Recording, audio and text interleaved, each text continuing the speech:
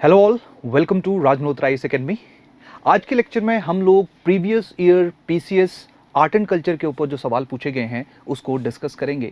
सबसे पहले हम लोग आर्ट एंड कल्चर का जो सिलेबस है पंजाब सिविल सर्विसेज में दिया गया उसको डिकोड करेंगे। किस तरह से हमारी अप्रोच रहेगी आर्ट एंड कल्चर से रिलेटेड क्वेश्चंस के लिए, किस तरह के सवाल आज तक पूछे गए हैं और उन सवालों को हम लोगों ने किस तरह से एड्रेस करना है, आज के लेक्चर में हम लोग यही सब चीज़ डिस्कस करेंगे। देखिए, आर्ट एंड कल्चर के लिए बहुत ज़्यादा एनर्जी आप लोगों को लगाने की आवश्यकता नहीं है। आर्ट एंड कल्चर का सिलेबस जो है वो डायरेक्टली आपके पैटर्न के अंदर मेंशन्ड है, तो हम लोग पहले उस पैटर्न को थोड़ा सा डिकोड करेंगे। कौन कौन से टॉपिक्स आप लोगों के लिए रेलेवेंट है, इंपॉर्टेंट हैं, उनको देखेंगे और बाद में एक या दो क्वेश्चन जो हैं जो हमारे पिछले 3 बार 2013, 15 और 18 में जो पीसीएस के एग्जाम्स हुए हैं उन क्वेश्चंस को अंडरस्टैंड या समझने की कोशिश करेंगे, या कैसी अप्रोच रहनी चाहिए हमारी आर्ट एंड कल्चर से रिलेटेड क्वेश्चंस के लिए। अगर मैं आर्ट एंड कल्चर की बात करूं तो art and culture Punjab civil services mains में जनरल स्टडी 1 जो कि आपका जीएस 1 का पेपर है उसका पार्ट है। क्लियर? डायरेक्टली जो सिलेबस आपका मेंशन है वो आपका है salient aspects of art forms, literature, architecture from ancient to modern time. ये डायरेक्टली जो लाइन यहाँ पे लिखी गई है ये डायरेक्टली मेंशन है पंजाब सिविल सर्विसेज के जनरल स्टडी पेपर 1 के पैटर्न में। तो सबसे पहले हम लोग इस लाइन को डिकोड करते हैं कि what is the meaning of different forms of art, what is the meaning of literature and architecture, और लिटरेचर एंड आर्किटेक्चर या आर्ट्स में हम लोगों ने किस तरह के या कौन कौन से एस्पेक्ट्स को कवर करना है जहां से पॉसिबिलिटी है सवाल पूछे जाने की। तो चलिए, सबसे पहले जो सिलेबस है हमारा इंडियन कल्चर का या आर्ट एंड कल्चर का उसको डिकोड करते हैं। सबसे पहले अगर मैं देखूं, सबसे पहले अगर देखा जाए तो अगर मैं 3 हिस्सों में, 3 पार्ट्स में इंडियन कल्चर के सिलेबस को जो है वो डिवाइड करता हूं। First part is your art forms, second is your literature and third is your architecture. Art forms की अगर बात की जाए तो हमारा देश जहाँ पे इतनी ज़्यादा डाइवर्सिटी है, डिफरेंट हिस्टोरिकल हैपनिंग हुई हैं, अलग अलग तरह के किंगडम्स यहाँ पे डेवलप हुए हैं, डिफरेंट तरह के कल्चर्स यहाँ पे आए हैं, इंटरमिक्स्ड हुए हैं, उनकी रिफ्लेक्शन हम लोगों को different types of art forms में देखने को मिलती है। अगर मैं आर्ट फॉर्म की बात करूं, अगर मैं आर्ट की बात करूं, आर्ट आपका एक्सप्रेशन है, चाहे वो इंडिविजुअल एक्सप्रेशन है या आपका एक कलेक्टिव एक्सप्रेशन है। आर्ट में जो हम या जो आर्ट्स के डिफरेंट एस्पेक्ट्स हैं, डिफरेंट आपके टॉपिक्स हैं जो आप लोगों को कवर करने हैं, जहां से एग्जाम में सवाल पूछे जाने की पॉसिबिलिटी है, संभावना है, वो आपके टॉपिक्स हैं। आर्ट फॉर्म में आप लोग पपेट्री से रिलेटेड जो इंडिया में डेवलपमेंट है, क्योंकि डायरेक्टली यहाँ पे मेंशन है इंडियन कल्चर, तो सवाल जो है वो आपसे इंडिया के कंटेक्स्ट में ही पूछे जाएंगे। तो पपेट्री आपका एक टॉपिक है, डांस है, स्कल्पचर्स हैं, पेंटिंग्स हैं, पॉटरी है, म्यूजिक है, हैंडक्राफ्ट्स हैं। इन 5-6 अलग अलग एस्पेक्ट्स ऑफ आर्ट्स में से आप लोगों से सवाल जो है वो एग्जाम में पूछे जा सकते हैं, और आप लोगों ने हर एक टॉपिक के ऊपर जो है वो कुछ number of words, 100 to 200 words जो हैं वो, अगर आपको पपेट्री के बारे में पूछा जाए तो आपको पता होना चाहिए आपके देश में डिफरेंट टाइप्स ऑफ पपेट्री क्या है, क्या इस स्पेसिफिक टाइम पे पपेट्री से रिलेटेड चैलेंजेस हैं, क्या गवर्नमेंट ने कोई प्रोग्राम लॉन्च किया है for the revival of puppetry in India. उसी तरह से डांसेस फॉर्म कहाँ हैं, कहाँ आपके क्लासिकल डांसेस हैं, कौन से स्टेट में डिस्ट्रीब्यूटेड हैं, क्या उन डांसेस के स्पेशल फीचर्स हैं, स्पेशल करैक्टरिस्टिक्स हैं। वही सेम चीज़ हमारी पेंटिंग्स में है। मुगल पेंटिंग्स की मेन करैक्टरिस्टिक्स क्या हैं, आपकी मॉडर्न पेंटिंग्स की मेन करैक्टरिस्टिक्स क्या हैं, या आपके प्री हिस्टोरिक पीरियड में जब भीमबेटका की पेंटिंग्स हैं वहाँ पर आपको इंपॉर्टेंट फीचर्स या करैक्टरिस्टिक्स क्या देखने को मिलते हैं।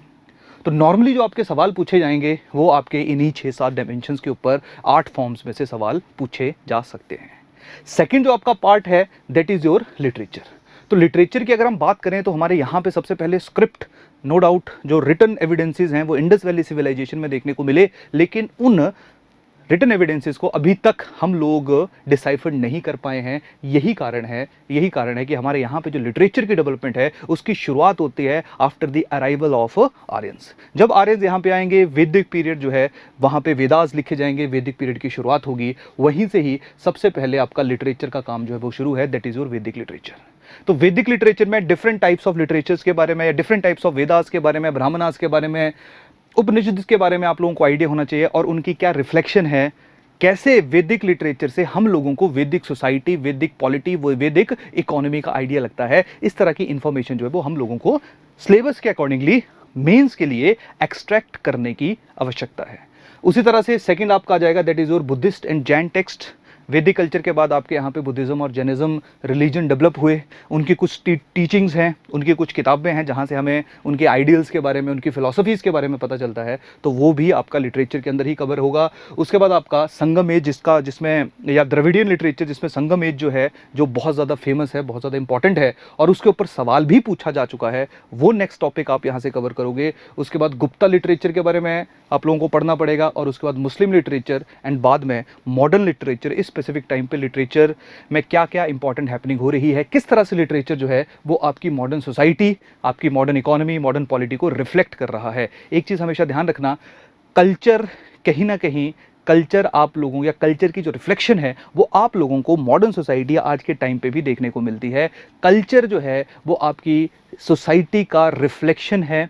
आर्ट जो है वो उसी कल्चर का वे ऑफ एक्सप्रेशन है, इधर इंडिविजुअली और कलेक्टिवली।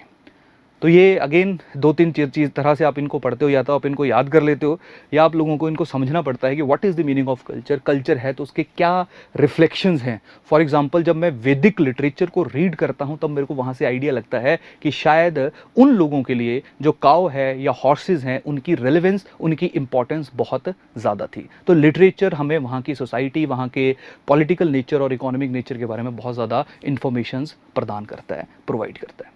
क्लियर?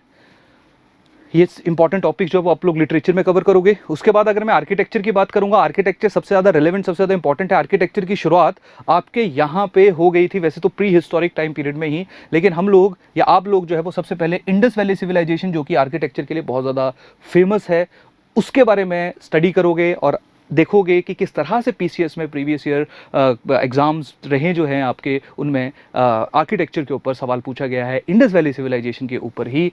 उसके बाद जो है वो बुद्धिस्ट आर्किटेक्चर की बात की जाएगी। बुद्धिस्ट आर्किटेक्चर में जो स्टूपाज सबसे पहले आप लोगों को देखने को मिले या पिलर्स देखने को मिलेंगे, वो सारे के सारे आपके आर्किटेक्चर के अंदर आएंगे। देन आपका टेम्पल आर्किटेक्चर आ गया जो कि आपका गुप्ता पीरियड या पोस्ट गुप्ता पीरियड में सबसे ज़्यादा फ्लरिश हुआ, सबसे ज़्यादा डेवलप हुआ। Then we will study about the Indo, या you should study about the Indo Islamic architecture. कैसे इस्लाम यहाँ पे आया, किस तरह से दिल्ली सल्तनत एंड मुगल एम्पायर जो हैं उन्होंने यहाँ पे अपने जो सेंट्रल एशियन के एलिमेंट्स थे उनको हिंदुस्तान के एलिमेंट्स के साथ मिक्स किया और यहाँ पे इंडो इस्लामिक आर्किटेक्चर की शुरुआत की गई। क्लियर? और लास्ट आपका आ जाएगा that is your modern architecture. Modern architecture normally हम लोग रिलेट करते हैं with the arrival of British. जो ब्रिटिश यहाँ पे आए उन्होंने चाहे आपका जो है वो दिल्ली के अंदर पार्लियामेंट आपका हाउस बनाया, क्लियर है, या आपका प्रेसिडेंट हाउस बनाया, या आपका जो समर कैपिटल थी शिमला के अंदर वहाँ पे उन्होंने जो है वो अपनी समर कैपिटल का बिल्डिंग बनाया। इस तरह के आर्किटेक्चर जो है वो उसके बारे में हम लोग जो है वो मॉडर्न आर्किटेक्चर के अंदर स्टडी करते हैं या रीड करते हैं। क्लियर? तो आई थिंक जो इंडियन कल्चर, अगेन बहुत ज़्यादा एनर्जी, बहुत ज़्यादा टाइम लगाने की आप लोगों को आवश्यकता नहीं है, बहुत ज़्यादा सवाल पूछे नहीं गए हैं अभी तक, लेकिन अगेन एग्ज़ाम को प्रिडिक्ट करना, नेचर ऑफ क्वेश्चंस को प्रिडिक्ट करना फिर भी आसान है, लेकिन किस टॉपिक से कितने सवाल आएंगे, कौन सा टॉपिक इस बार कवर करना है, कवर नहीं करना है, ये जानना या इसके एक डिसीजन के ऊपर आना कंपैरेटिवली मुश्किल रहता है। तो यही कारण है हम लोगों की रिस्पॉन्सिबिलिटी है। देखो सिर्फ 3 टॉपिक्स हैं, 3 एस्पेक्ट्स हैं, उनमें आपके हार्डली 12 या 15 टॉपिक्स हैं, इनमें से आपके 1 या 2 या 3 सवाल जो हैं वो इंडियन कल्चर से पूछे जा सकते हैं, जैसा कि अभी तक हुआ है हिस्ट्री में। आपके 2 सालों तक सिर्फ एक सवाल ही कल्चर से आया है और 1 साल जो था वो आपके 2 सवाल कल्चर से पूछे गए थे। हो सकता है इस बार आपके 3 पूछे जाएं, हो सकता है इस बार 1 भी सवाल ना पूछा जाए, लेकिन मिनिमम 1, 2 या 3 सवाल जो हैं पॉसिबिलिटी है कि इंडियन कल्चर से आपके एग्जाम के अंदर आ सकते हैं। कल्चर को करना कंपैरेटिवली आसान है क्योंकि हम लोगों को पता है कल्चर एक ऐसी चीज़ है जो ऑलरेडी हो चुकी है, कोई बहुत ज़्यादा इसमें करंट अफेयर की इंटीग्रेशन नहीं है। और मोर और लेस जो हमारे क्वेश्चंस अभी तक आए हैं, अभी नेक्स्ट स्लाइड में हम लोग उसी को ही डिस्कस करेंगे, किस तरह के क्वेश्चंस आए थे। उनमें से 1-2 क्वेश्चंस को मैं आप लोगों के साथ डिस्कस करूंगा कि अगर इस तरह का क्वेश्चन आएगा तो आप उनको या आपकी अप्रोच उन क्वेश्चंस को सॉल्व करने की क्या रह सकती है। क्लियर? तो ये तो था आपका decoding the syllabus of Indian culture. उसके बाद आगे चलते हैं। अब देखिए, अगर मैं प्रीवियस ईयर क्वेश्चंस की बात करूंगा, 2013 में आप लोगों से एक सवाल पूछा गया, that is your throw light on the characters of the Indus valley civilisation based on the archaeological evidences. 200 words का ये सवाल था, 12 नंबर का क्वेश्चन था। क्लियर, 200 वर्ड्स में आपने इसको आंसर करना था, 12 मार्क्स का ये क्वेश्चन था। तो इस तरह के क्वेश्चन को आप लोग जो है वो किस तरह से सॉल्व कर सकते हो। तो यहाँ से तो हमें देख के नॉर्मल पता चल रहा है कि ये बेसिकली आपका आर्कियोलॉजिकल एविडेंसेस के ऊपर पूछा गया एक सवाल है। नॉर्मली कल्चर को जब भी हम लोग समझते हैं, इंडियन हिस्ट्री को, स्पेशली एंशिएंट हिस्ट्री को जब भी हम समझने की कोशिश करते हैं, तो वो on the basis of certain evidences हैं। वो लिटरेरी एविडेंसेस हो सकते हैं, जो कि लिटरेचर अभी हमने थोड़ी देर पहले डिस्कस किया कि हमारे सिलेबस का पार्ट है। वो आर्कियोलॉजिकल एविडेंसेस हो सकते हैं, जैसे फॉर एग्जांपल आपको पॉटरी मिली, आपको स्कल्पचर्स मिले, आपको सील्स मिली। क्लियर, उनसे हम लोग वहाँ की सोसाइटी, वहाँ की पॉलिटी, वहाँ की इकोनॉमी को जानने की कोशिश करते हैं। इंडस वैली सिविलाइजेशन के ऊपर आपका ये सवाल पूछा गया है, और इंडस वैली सिविलाइजेशन का कोई भी लिटरेरी सोर्स नहीं है, कोई भी जो उनका स्क्रिप्ट है वो अभी तक हम लोगों से डिसाइफर नहीं हुई है। यही कारण है जो भी हम लोगों के पास इंफॉर्मेशन है रिगार्डिंग इंडस वैली सिविलाइजेशन, वो सारे के सारे इंफॉर्मेशन कहीं ना कहीं हमारी आर्कियोलॉजिकल सोर्सेज के ऊपर डिपेंडेंट है। तो ये जो पहला सवाल है, पहला प्रश्न है, ये उसी के ऊपर है कि आप लोगों को डिकोड करना है कि जो इंडस वैली सिविलाइजेशन है उसका करेक्टर कैसा था, उसका नेचर कैसा था, और वो हमें एक्सट्रैक्ट कहां से करना है, करेक्टर या नेचर, वो हमने एक्सट्रैक्ट करना है आर्कियोलॉजिकल आपके रिसोर्सेज से, सोर्सेज से। क्लियर, अगर मैं आर्कियोलॉजिकल सोर्सेज या आर्कियोलॉजिकल एविडेंसेस की बात करूंगा तो इंडस वैली सिविलाइजेशन में अलग अलग तरह के मेरे को आर्कियोलॉजिकल एविडेंसेस देखने को मिले। जैसे फॉर एग्जांपल मेरे को वहां पे आर्किटेक्चर देखने को मिला, आर्किटेक्चरल एविडेंसेस थे। आर्किटेक्चरल एविडेंसेस में जब मैंने एक्सकवेट किया तो मेरे को टाउन प्लानिंग देखने को मिली, जहां से मेरे को पता चला कि वहां की जो सोसाइटी थी उसका नेचर मोर और लेस अर्बनाइज्ड था। उसके बाद मेरे को जो एविडेंसेस हैं वो स्कल्पचर की फॉर्म में देखने को मिले। स्कल्पचर की फॉर्म में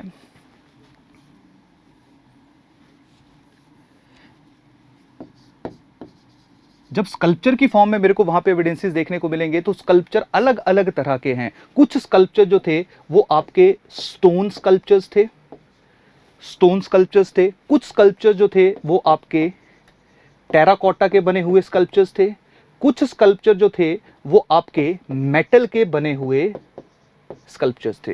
जैसे अगर मैं मेटल के बने हुए स्कल्पचर्स की बात करूंगा, जैसे ब्रॉन्ज डांसिंग गर्ल थी, तो कहीं ना कहीं ब्रॉन्ज डांसिंग गर्ल है वो वहां के लोगों की मेटल कास्टिंग के ऊपर, मेटल के ऊपर जो पकड़ है उसको बताती है। तो इसका सिंपल सा मतलब ये है कि इकोनॉमिक वाइज अगर मैं बात करूंगा तो वहां पे मेटल इंडस्ट्री जो है वो बहुत ज्यादा फ्लरिश्ड या बहुत ज्यादा डेवलप्ड थी। जब मैं टेराकोटा की बात करूंगा, टेराकोटा आपका जब क्ले को गर्म करते हैं, बर्न करते हैं, उसके बाद जो आपका आसान भाषा में आजकल के जो बर्तन वगैरह हैं मिट्टी के, वो एक तरह से आप क्ले के बने हुए बर्तन को हम लोग नॉर्मली टेराकोटा के नाम से या टेराकोटा स्कल्पचर्स के नाम से जानते हैं। तो जब हम टेराकोटा एविडेंसेस की बात करेंगे तो टेराकोटा एविडेंसेस में हम लोगों को जो है वो मदर गॉडेस की एक इमेज देखने को मिलेगी या एक स्कल्पचर देखने को मिलेगा। उसको हम लोग, उस इमेज को शायद हम लोग एक चीज़ एसेस कर सकते हैं कि वहाँ की जो सोसाइटी थी वो रिलीजियस इन नेचर थी, और क्योंकि मदर गॉडेस का स्कल्पचर वहाँ से मिला है तो शायद वहाँ पे जो वुमेन की पोजीशन थी वो काफ़ी ज़्यादा बेटर थी, काफ़ी ज़्यादा ऊपर थी। तो वहाँ की जो सोसाइटी है उसका नेचर कैसा है, आपका मैट्रियार्कल नेचर है। क्लियर, तो देखो कैसे हम लोग एविडेंसेस को यूज कर रहे हैं और इंडस वैली सिविलाइजेशन के डिफरेंट कैरेक्टर्स को समझने की कोशिश कर रहे हैं। जब हम लोग आर्किटेक्चरल एविडेंसेस की बात करेंगे तो स्पेसिफिक टाइम पे वहां पे हमें नेचर ऑफ टाउन प्लानिंग का पता चलेगा, जो कि अर्बनाइज था, ग्रिड पैटर्न के ऊपर बेस्ड था, सिटाडेल बना हुआ था। जब हम स्कल्पचर्स की बात करेंगे, जब हमें स्कल्पचर्स मिलेंगे तो वहाँ पे हमें इकोनॉमिक नेचर का पता चल रहा है, मेटल कास्टिंग में उनकी परफेक्शन का पता चल रहा है। उसी तरह से टेराकोटा में दो चीज़ें हैं, सबसे इंपॉर्टेंट है कि टेराकोटा में जैसे फॉर एग्जांपल हमें मदर गॉडेस का स्कल्पचर मिला, मतलब शायद वो रिलीजियस इन नेचर थे। उसी के साथ साथ वहाँ पे मल्टीपल एनिमल्स के, अलग अलग एनिमल्स के टेराकोटा के हमें एविडेंसेस मिले या टेराकोटा स्कल्पचर्स मिले या टॉयज़ मिले। तो वहाँ से हमें कहीं ना कहीं आइडिया लगना शुरू हुआ कि वहाँ पे किस किस तरह की चीज़ें मौजूद थी, कौन कौन से एनिमल जो थे वो उस स्पेसिफिक टाइम पे उस सोसाइटी को पता थे। क्लियर, उसके साथ जो है वो अगर मैं स्टोन की बात करूंगा तो स्टोन में जो है वो मेल टॉर्सो स्टोन, जहाँ पे मेल टॉर्सो जो आपका अपर वाला पोर्शन है बॉडी का, उसको जब स्टोन इमेज से क्रिएट किया जाता है तो मेल टॉर्सो जो है वो हमें एक तरह से स्टोन स्कल्पचर मिला। एक हमें बियर्डेड मैन मिला जिसको प्रीस्ट किंग के साथ कंपेयर किया जाता है। तो कहीं ना कहीं अगेन ये चीज़ श्योर नहीं है कि जो प्रीस्ट किंग थे या सच में ही यहाँ पे जो रूलिंग कम्युनिटी थी वो रिलीजियस थी या नहीं थी, क्योंकि यहाँ पे टेम्पल्स हम लोगों को देखने को नहीं मिले हैं। तो इस चीज़ को मानना कि वहाँ की जो कम्युनिटी थी वो रिलीजियस थी शायद उतना ज़्यादा सही नहीं है। आसान भाषा में आप लोग एविडेंस उठाओगे, एक उसको लिंक करने की कोशिश करोगे different characteristics of your Indus valley civilisation या character of your Indus valley civilisation, जहाँ पे वो रिलीजियस थे या नहीं थे, जहाँ पे इकोनॉमिक एक्टिविटीज़ में वो किस तरह से पार्टिसिपेट किया करते थे, वहाँ पे एग्रीकल्चर के ऊपर ज़्यादा डिपेंडेंसी थी, एनिमल हस्बेंड्री के ऊपर ज़्यादा डिपेंडेंसी थी, मेटल कास्टिंग के ऊपर ज़्यादा डिपेंडेंसी थी। कुछ जगहों के ऊपर हमें ऑर्नामेंट्स मिले हैं, हमें गोल्ड सिल्वर जो प्रीशियस मेटल्स हैं उनकी ज्वेलरीज मिली हैं। तो कहीं ना कहीं उस टाइम पे शायद गोल्ड स्मिथ भी हुआ करते होंगे। तो ये देखिए सारे के सारी कहानी जो है यहाँ से हमें उस इंडस वैली सिविलाइजेशन के करेक्टर का पता चल रहा है। उसी तरह से हमें एक और आर्कियोलॉजिकल एविडेंसेस है जो कि सील्स की फॉर्म में मिला। सील्स नॉर्मली आपकी स्टीएटाइट रॉक से बनी होती थी। सील के ऊपर दो मेन इंपॉर्टेंट चीज़ें होती थी। सील के ऊपर या तो क्या हमेशा एक एनिमल का पिक्चर हुआ करता था और उसके साथ साथ उन्होंने कुछ वहां पे लिखा होता था। तो जो लिखा था वो वहां की स्क्रिप्ट थी जो अभी तक डिसाइफर्ड नहीं हुई है, और एनिमल जो था वो किसी ना किसी एक स्पेसिफिक चीज की रिप्रेजेंटेशन थी। अलग अलग तरह के एनिमल्स हमें सील्स के ऊपर देखने को मिले हैं। इवन कि पशुपति गॉड या पशुपति शिवा के साथ जिसको लिंक कर रहे हैं, रुद्रा के साथ हम लोग लिंक कर रहे हैं, वो भी हमें सील के ऊपर ही मिला है जो कि पत्थर से बनी थी। और वो पत्थर कौन सा था? स्टीएटाइट पत्थर था। क्लियर? तो ये जो सील्स हैं इनको नॉर्मली यूज़ किया जाता था ट्रेडर्स के द्वारा सामान को एक जगह से दूसरी जगह बेचने या खरीदने के लिए। तो यहाँ पे जो इकोनॉमिक सिस्टम था वो भी आपका बहुत ज़्यादा डेवलप्ड था। जब यहीं पे ही बनी हुई पॉट्स जो हैं, यहीं की बनी हुई पॉटरी जो हैं वो हमें ओमान में देखने को मिलेंगे। यहीं के ही कुछ एविडेंसेस जो हिंदुस्तान में मिले थे या इंडस वैली सिविलाइजेशन में डोमिनेट कर रहे थे वो हमें मेसोपोटामियम सिविलाइजेशन में देखने को मिलेंगे। तो कहीं ना कहीं वो हमारा ट्रेड रिलेशंस की हमारा जो करेक्टर था इंडस वैली सिविलाइजेशन का वो इंटरनेशनल ट्रेड के ऊपर भी बेस्ड था, उसके बारे में भी बताएगा। तो कहानी सिंपल सी है, आसान सवाल है वैसे, लेकिन अगेन कंटेक्स्ट अगर आप सवाल का समझ गए तो आप लोगों ने आर्कियोलॉजिकल एविडेंसेस एक साइड रखने हैं और उन आर्कियोलॉजिकल एविडेंसेस को उठा के हर एक एविडेंस के थ्रू ये बताने की कोशिश करनी है कि ये एविडेंस जो है वो हमें इंडस वैली सिविलाइजेशन के इस स्पेसिफिक करैक्टर के बारे में या इस स्पेसिफिक करैक्टरिस्टिक्स के बारे में जो है वो बता रहा है। क्लियर? 200 वर्ड्स का क्वेश्चन था। तो यहाँ पे जो है वो आप लोगों को ऑलमोस्ट हर एक कॉम्प्रिहेंसिवली जो हर एक डायमेंशन को कवर करना था, चाहे वो सोशल पॉलिटिकल करेक्टर था, इकोनॉमिकल करेक्टर था, या आपका जो है वो आपका पॉलिटिकल था, क्लियर डन, या रिलीजियस करेक्टर था, जैसे भी आप लोग जो है वो कवर करना चाहते हो। तो ये था अप्रोच ऑफ दिस क्वेश्चन कि किस तरह से इस क्वेश्चन को डिकोड करना था। अगेन इंडस वैली सिविलाइजेशन आप सब लोगों ने स्टडी की होती है, एनसीईआरटी में दिया हुआ है, सबको पता है कि फीचर्स क्या हैं, लेकिन जब सवाल आएगा उसको कैसे तोड़ना है, कैसे उसको एड्रेस करना है, ये सबसे इंपॉर्टेंट चीज़ रहती है। कल्चरल क्वेश्चंस की एक और खासियत है, यहाँ पे बहुत ज़्यादा मुश्किल सवाल नहीं पूछे जाएंगे, बहुत ज़्यादा इंटरप्रिटेशन बेस्ड सवाल नहीं होंगे। यहाँ पे जो क्वेश्चन नॉर्मली होंगे वो आसान होंगे, सिंपल टोन में होंगे, और उनको करना बेसिक नॉलेज के साथ भी आप लोगों के लिए कंपेरेटिवली आसान रहेगा। क्लियर? दूसरा जो क्वेश्चन था that is right A short note on the following, 2013 में ही पूछा गया था। दो क्वेश्चन थे जिसमें सेकंड क्वेश्चन के दो सब पार्ट्स थे। पहला आपका है Ashokan pillar at Sarnath, second है major characteristics of Mughal painting. तो जो सारनाथ में पिलर के ऊपर सवाल आया ये आपका आर्किटेक्चर वाले टॉपिक में से है, और मुगल पेंटिंग्स के ऊपर सवाल जो आया ये आपका डिफरेंट फॉर्म ऑफ आर्ट्स, जिनमें हमने पेंटिंग भी एक डिफरेंट फॉर्म ऑफ आर्ट्स के बारे में थोड़ी देर पहले डिस्कस किया था। क्लियर? तो देखो सवाल जो है वो डायरेक्टली सिलेबस में से ही पूछे जा रहे हैं। हो सकता है कि आप लोगों से इंडिया में ओवरऑल कल्चरल डेवलपमेंट के ऊपर सवाल पूछे जाए, तो जब ओवरऑल कल्चरल डेवलपमेंट की बात होगी तो आपके यहाँ पे लिटरेचर है, आर्किटेक्चर है, हर एक तरह के डायमेंशन जो है या जो आर्ट्स फॉर्म है उनके बारे में आप लोग आंसर या क्वेश्चन आंसर में उनके बारे में मेंशन कर सकते हो। क्लियर? तो जैसे मान लो अशोकन पिलर और सारनाथ की बात करूंगा तो काफ़ी लोग क्या करेंगे, मेजोरिटी ऑफ स्टूडेंट्स यही करते हैं। आप लोग क्या करोगे, पिलर बनाओगे, उसकी डायग्राम बनाओगे और उसमें बता दोगे कि अच्छा ये जो लोटस है ये आपका बुद्धिस्ट करेक्टर को रिप्रेजेंट कर रहा है, उसके ऊपर जो आपके एनिमल्स बने हुए हैं वो एक तरह से जो 4 ब्लिसेस ऑफ इन बुद्धिज़्म है उनको रिप्रेजेंट कर रही हैं, उसके ऊपर जो आपके 4 लाइंस हैं वो आपके 4 नोबल ट्रुथ्स को रिप्रेजेंट कर रहे हैं। तो ये तो बेसिक कैरेक्टरिस्टिक, बेसिक फीचर बता दिया आप लोगों ने सारनाथ के, या अशोका का पिलर जो हमें सारनाथ में मिला है।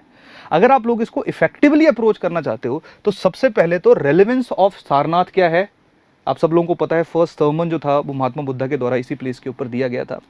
दूसरा क्या है कि जो सारनाथ में पिलर है इसके इंपॉर्टेंट कैरेक्टरिस्टिक्स क्या क्या हैं, इसके फीचर्स क्या क्या हैं इस स्पेसिफिक पिलर के, कैसे ये आपका ब्लेंडिंग है, कैसे इसके ऊपर जो है वो आपको पर्शियन इन्फ्लुएंस जो है या एकमेनियन जो आपका एम्पायर है उसकी इन्फ्लुएंस जो है वो देखने को मिलेगी। उसके साथ सबसे इंपॉर्टेंट चीज़ जो आपका पिलर है, क्या करंटली इसकी कोई रेलेवेंस है या नहीं है। आई डोंट थिंक मेरे को आपको बताना पड़ेगा कि जो अशोकन पिलर हमें सारनाथ में मिला इसकी हमारे देश के लिए आज के टाइम पे क्या रेलेवेंस है, क्या इंपॉर्टेंस है। तो दो तरह से आप इस सवाल को कर सकते हो, या तो सिंपल जाओ पिलर्स के बारे में बताओ, या पिलर्स को जोड़ो, आज के साथ जोड़ो, उस स्पेसिफिक टाइम पे जो इसकी करैक्टरिस्टिक्स थी उनके बारे में मेंशन करो, और उसके साथ ही कहाँ से इस स्पेसिफिक पिलर का या क्या इंपॉर्टेंस है सारनाथ की हमारे हिस्ट्री में, क्यों वहीं पे ही पिलर बना, क्यों उसी को ही ज़्यादा रेलेवेंस दी जाती है, वहाँ से अपने सवाल को शुरू करो। तो अगेन आपकी मर्जी, आप कैसे भी सवाल कर सकते हो, किसी भी तरह से आंसर कर सकते हो, लेकिन मैं आपको थोड़ा सा डिस्कस कर रहा हूँ कि आसान सवाल हैं, जो आपने इन्फॉर्मेशन आपके पास ऑलरेडी होगी, अगर आपने प्रिपरेशन किया हुआ है, उसी इन्फॉर्मेशन को आप लोगों ने क्वेश्चन के कंटेक्स्ट में आंसर करना है। उसके बाद एक और क्वेश्चन था, that is major characteristics of the Mughal painting. तो मुगल पेंटिंग में कैसे बहुत ज़्यादा ब्राइट कलर्स यूज़ होते थे, कैसे इन लोगों ने जो एक तरह से जो हिंदू गॉड्स एंड गॉडेसेस, क्योंकि इससे पहले जो आपकी पेंटिंग थी वहाँ पे उनको रिप्रेजेंट किया जाता था। मुगल में आइडल वर्शिप जो है वो एक तरह से प्रोहिबिटेड है, तो वहाँ पे आप लोगों को हिंदू गॉड्स एंड गॉडेसेस के बारे में जो है पिक्चर्स हैं वो देखने को, या पेंटिंग जो है वो देखने को नहीं मिलेगी। कैसे जो पेंटिंग्स हैं उनको बहुत बहुत लार्ज स्केल के ऊपर डेकोरेट किया जाता था। तो इस तरह की कुछ कैरेक्टरिस्टिक जो थी वो आपकी मुगल पेंटिंग्स की थी। तो यहाँ पे इंडिविजुअली कौन सा किंग है, उसके साथ क्या उसके इंपॉर्टेंट कंट्रीब्यूशन है toward the development of paintings, इसके बारे में आप लोग वहाँ पे मेंशन कर सकते थे। इसके बाद 2015 में सवाल है chief characteristics of the Mughal architecture. Again जो हमारा आर्किटेक्चरल टॉपिक है वहाँ से सवाल को पूछा गया है, जहाँ पे आप लोग बताओगे कि कैसे मुगल आर्किटेक्चर में सबसे पहले जो आर्च एंड डोम मेथड है उसको यूज़ किया गया, कैसे कैलीग्राफी टेक्निक को यूज़ किया गया, कैसे पेट्रा ड्यूरा टेक्निक को यूज़ किया गया। उसके साथ साथ सबसे इंपॉर्टेंट चीज़ है मुगल आर्किटेक्चर के जो आपके पास एग्जाम्पल होंगे उनको भी आप लोग जो हैं वो यहाँ पे मैंशन करोगे, चाहे वो लाल किला का एग्जाम्पल दे लो, चाहे वो ताजमहल का एग्जाम्पल दे लो, उनके फीचर्स, वहाँ पे जो आपका चार बाग स्टाइल था उसके बारे में आप मेंशन कर सकते हो। Importance of water in Mughal architecture उसके बारे में यहाँ पे लिख सकते हो। स्ट्रेट फॉरवर्ड क्वेश्चन था, इसमें कुछ भी इंटरप्रिटेशन की आवश्यकता नहीं थी, क्योंकि सिंपल लिखा है chief characteristics of Mughal architecture, जो कि आपने सिर्फ 100 वर्ड्स में लिखना था। दो पार्ट से इसके भी, जिसमें से एक पार्ट जो था वो आपका कल्चरल था। 2018 की अगर मैं बात करूंगा तो संगम एज के ऊपर सवाल आया है। Sangam age was the golden age in the history of Tamil Nadu. तो संगम एज का जो सबसे बड़ा कंट्रीब्यूशन है वो लिटरेचर वाइज हम लोग कंसीडर करते हैं, लेकिन जब हम लिटरेचर को रीड करते हैं, चाहे उनके वो डिफरेंट एंथोलॉजीज हैं, चाहे वो आपकी पटु पटु है, या उनके अलग अलग, या इटुटुगाई है, या वहाँ पे लिखे हुए कुछ एपिक्स हैं, मणि मेघलाई है, शिलापथिगरम है, या टोल्की पियम है जो कि ग्रामर लिखा गया था टोल्की पियार के द्वारा। तो जब हम उनको पढ़ते हैं तो वहाँ से हमें वहाँ का एक well developed social system, economic system और पॉलिटिकल सिस्टम के बारे में पता चलता है। तो जब आप गोल्डन एज की बात करोगे तब आप मल्टीपल डायमेंशंस संगम एज के डिस्कस करोगे, संगम एज के बताओगे। क्लियर। और उसके साथ सेकंड आ गया, that is zenith of Mughal painting under Jahangir. तो अगेन पेंटिंग के ऊपर एक बार फिर से सवाल जो है वो आपका रिपीट हुआ। तो आप लोग देखो अगेन ये 3-4 सवाल ही, 5 सवाल ही आपके जो हैं वो पूछे गए हैं अभी तक इंडियन कल्चर से, पर सिलेबस में मेंशन्ड है। हम लोगों को आइडिया नहीं है कि कैसे सवाल पूछा जाएगा। आप लोग थोड़ा सा कल्चरल एस्पेक्ट्स को कवर कर लो, जो भी सवाल आपसे पूछा जाएगा उसको करना आप लोगों के लिए बहुत ज़्यादा मुश्किल नहीं रहेगा। क्लियर। तो ये थे कुछ इंपॉर्टेंट क्वेश्चंस, डिकोडिंग जो आपका इंडियन कल्चर था उसकी, और साथ में कैसे क्वेश्चंस को आप लोग अप्रोच कर सकते हो, कैसे अगर थोड़ा सा क्वेश्चन ट्विस्टेड है तो आप एग्जिस्टिंग नॉलेज को, एग्जिस्टिंग इन्फॉर्मेशन को यूज़ करके उसको एड्रेस कर सकते हो। इस वीडियो का पर्पस बेसिकली यही था, ताकि आपको बताया जाए कि किस तरह के क्वेश्चन आ सकते हैं, किस तरह के क्वेश्चन आए हैं, और सिलेबस क्या है कल्चर का, ताकि आप लोग अपनी एनर्जी अननेसेसरली एक्स्ट्रा चीज़ों के ऊपर वेस्ट ना करो और अपनी एनर्जी को पॉजिटिवली यूज़ करो अपने एग्जाम को क्लियर करने के लिए। तो इसी एक पॉजिटिव थिंग के साथ मैं लेक्चर को यहीं कंक्लूड कर रहा हूँ। थैंक यू, धन्यवाद।